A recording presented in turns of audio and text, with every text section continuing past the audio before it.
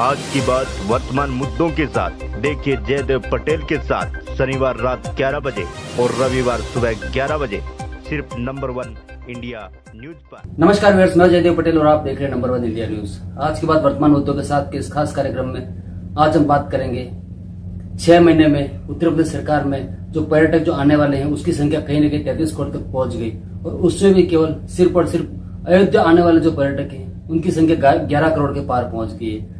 ऐसे में इससे कहीं न कहीं उत्तर प्रदेश सरकार के राजस्व में भी काफी इजाफा हुआ है। तो आखिर इसके पीछे प्रमुख कारण क्या रहे, इन तमाम मुद्दों बात करने के लिए हमारे साथ खास सम्मान है उत्तर प्रदेश के पर्यटन और सांस्कृतिक विभाग के प्रमुख सचिव मुकेश कुमार मेश्राम। मुकेश कुमार जी, आपका बहुत बहुत स्वागत है आज हमारे प्रोग्राम में।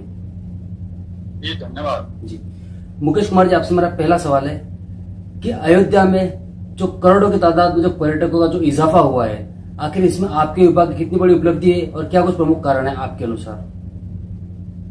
मुख्य रूप से उत्तर प्रदेश में अयोध्या के सर्वांगीण विकास के लिए जो प्रयास विभिन्न विभागों ने मिलकर किया है, चाहे वो लोक निर्माण विभाग हो जो सड़कों को चौड़ीकरण करने का काम किया, धर्मार्थ कार्य विभाग हो, वहीं पर जो है आवास विभाग है और सिंचाई विभाग है, इन सभी कई सारे विभाग हैं जिन्होंने सम्मिलित प्रयास किया है और अयोध्या को पूर्ण रूप से एक अच्छे गंतव्य के तौर पर विकसित किया है। सड़कें चौड़ी हुई है, वहां पर चौराहे अच्छे हुए हैं, वहां पे बिजली अच्छी हुई है, पानी का अच्छा साधन विकसित किया गया है। नगरीय विकास विभाग के द्वारा स्वच्छता के लिए विश्व स्तरीय मानकों पर कार्य प्रारंभ किया गया है।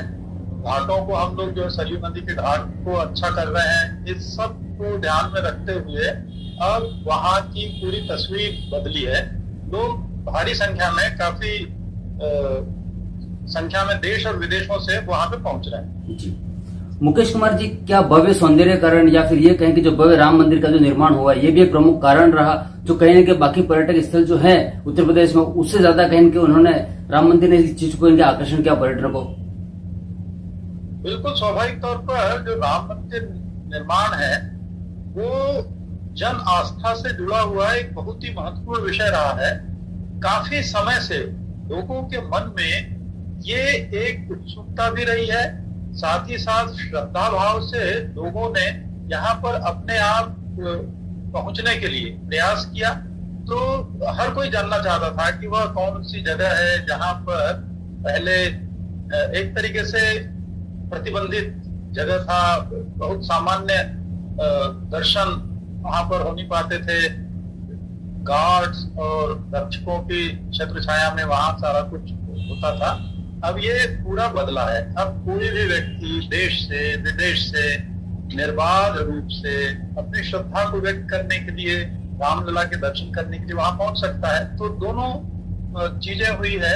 एक तो वहां पर इस गंतव्य का निर्माण और पहले से जो लोग आते थे अयोध्या पूर्व से भी, उनको जब सुविधाएं वहां मिलने लगी तो उनकी संख्या में भी इजाफा हुआ। इंटरनेशनल एयरपोर्ट वहां पे निर्मित हो चुका है। जो रेलवे स्टेशन है वो पूरी तरीके से सुसज्जित होकर के नए कलेवर में, नए स्वरूप में वहां विद्यमान है।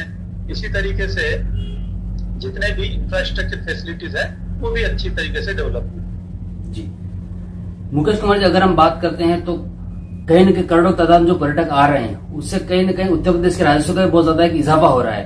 अगर इसमें आपको संक्षिप्त में अगर बता सकें। जब पर्यटन बढ़ता है तो प्रत्यक्ष और अप्रत्यक्ष रूप से काफी संख्या में लोगों को रोजी रोजगार मिलता है।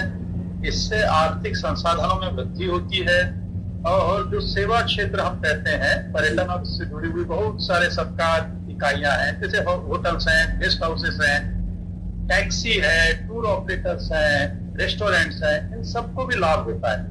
साथ ही साथ कोई भी व्यक्ति जब आता है तो वहां का सोवेनियर ले जाता है, प्रतीक चिन्ह लेकर के जाता है। पूजा शामिल है, वहां पे फूल उगाने वाले या फूलों की खेती करने वालों को लाभ होता है, आसपास के किसानों को लाभ होता है, जो डेयरी सेक्टर से जुड़े हुए लोग हैं उनको लाभ होता है। और कुल मिलाकर के हर तरीके के sector, primary sector, secondary sector जो इकोनॉमिक्स के होते हैं और टर्शरी सेक्टर, तीनों सेक्टर के लोगों को उनसे जुड़े हुए स्टेक होल्डर्स का लाभ होता है। तो आर्थिक दृष्टि से यहाँ के लोगों के मतलब अभी आज मैं एक उद्योग व्यापार मंडल के कार्यक्रम में था, के एक जो राष्ट्रीय अध्यक्ष, उनका कहना था कि साहब वहां के व्यापारी अब ये कहने लगे हैं कि साहब हम इतने पर्यटन आने लगे, इतने लोग आने लगे कि एक थोड़ी देर के लिए सांस भी नहीं ले पाते, कि अगला आकर खड़ा हो जाता है, उसको हम कुछ उसकी सेवा करते हैं तो अगला आके खड़ा होता है। हम व्यापार कर करके थक गए। मतलब कि लोगों के अंदर इस विचार की जो मूल भावना को अगर हम देखें तो यह है कि अब समृद्धि की ओर शहरवासी और जो भी लोग इससे जुड़े हुए वो जा रहे हैं। जी मुकेश कुमार जी, दीपावली काफी नजदीक है, ऐसे में अयोध्या और खासकर उत्तर प्रदेश की अगर हम बात करते हैं, दीपोत्सव महोत्सव जो है वो कहीं एक प्रमुख एक त्योहार माना जाता है। इसको लेकर क्या कुछ खास तैयारी पर्यटक विभाग सांस्कृतिक मंत्रालय की तरफ से की गई है, और इसी के साथ साथ इस बार क्या कुछ लक्ष्य आपने निर्धारित किया है, क्या टारगेट सेट किया गया आप लोगों की तरफ से? दीपोत्सव अयोध्या से जुड़ा हुआ दीपावली मनाने का एक महत्वपूर्ण पर्व है, और हमने लगातार पिछले कई वर्षों से लगातार हम दीप प्रज्वलित करने का रिकॉर्ड बनाते हैं, Guinness book of world record में दर्ज होता है, और अपने रिकॉर्ड को अगले साल तोड़ते हैं जी। तो इस बार भी हम 25 लाख से अधिक दीप प्रज्वलित करके अपना रिकॉर्ड तोड़ेंगे, और हम चाह रहे हैं कि अच्छी संख्या में लोग आए, देखें किस तरीके से वहां पर पूरा उत्सव का माहौल होता है। हर गली में, मठ मंदिरों में, जितने स्थल है श्रद्धा के, वहां पर घाट पर, सरयू नदी की राम की पैड़ी पर बहुत ही माहौल इतना अच्छा होता है, आध्यात्मिकता से परिपूर्ण होता है, सांस्कृतिक कार्यक्रमों से परिपूर्ण होता है। उसमें देश की विदेश से भी रामलीलाएं आती हैं प्रस्तुतिकरण करने के लिए, और कई जगहों से कलाकार आते हैं, शोभा यात्रा निकाली जाती है। तो उसकी तैयारियां पूरी चल रही है, और वहाँ जो विश्वविद्यालय है, जिला प्रशासन है, पर्यटन संस्कृति विभाग है, अन्य दूसरे विभाग है, सब मिल करके उसको सफल करते हैं। जी मुकेश कुमार जी, आपसे मेरा एक आखिरी सवाल है कि जिस तरीके से उत्तर प्रदेश का ओवरऑल जो ग्राफ है 6 महीने का 33 करोड़ के आसपास पर्यटन का जो आने का, और केवल सिर्फ 11 करोड़ जो श्रद्धालु जो है या फिर पर्यटक जो है वो अयोध्या आए, ऐसे में आने वाले समय में क्या पर्यटन और संस्कृति मंत्रालय ऐसे और भी जगह, ऐसी और भी स्थानों को कहीं डेवलप करेगा जो कहीं न कहीं पर्यटकों के लिए आकर्षण का केंद्र बनेगी? हमने नए स्थलों को भी चिन्हित किया है, और वहां पर भी विकास बहुत तेजी से चल रहा है। गोला गोकर्ण नाथ एक स्थल है लखीमपुर खीरी में, आस्था का केंद्र है, काफी संख्या में लोग वहां जाते हैं, उसके कॉरिडोर को विकसित कर रहे हैं। माँ विंध्यवासिनी मंदिर मिर्जापुर में है, उसको विकसित किया गया है और बढ़ाया जा रहा है। नैमिषारण्य है, जहाँ 88,000 ऋषि मुनियों ने तपस्या की थी, वेद ऋचाओं का पारायण किया था, जहाँ सत्यनारायण भगवान की कथा पहली बार वहां पर प्रस्तुत की गई थी, जहाँ महर्षि दधीची ने अपने उनका कुंड है वहां पे जुड़ा हुआ है। तो नैमिषारण्य को हम बहुत तेजी से विकसित कर रहे हैं। इस तरीके से चित्रकूट, श्रृंगवेरपुर, नंदीग्राम, थोड़ा धाम, पुरा महादेव जो बागपत में है, पश्चिम में भी हम लोगों ने शाकुंभरी, शुक्तीर्थ, इन स्थलों को चिन्हित किया गया है। और पूरे प्रदेश में जो शक्तिपीठ हैं या 12 हमारे पर्यटन के सर्किट्स हैं, महाभारत सर्किट है, रामायण सर्किट है, शक्तिपीठ सर्किट है, सूफी आध्यात्मिक सर्किट है, स्वतंत्रता सेनानियों से जुड़े हुए सर्किट है, हमारे यहाँ पे इको टूरिज्म का सर्किट है। सब में कुछ न कुछ काम चल रहा है।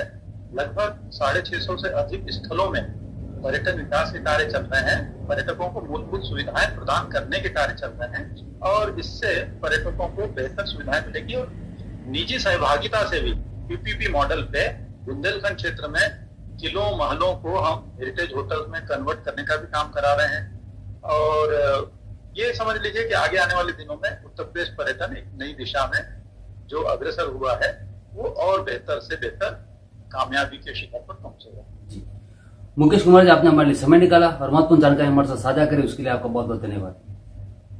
बहुत बहुत धन्यवाद आपका, उन्होंने मुझे इस योग्य समझा।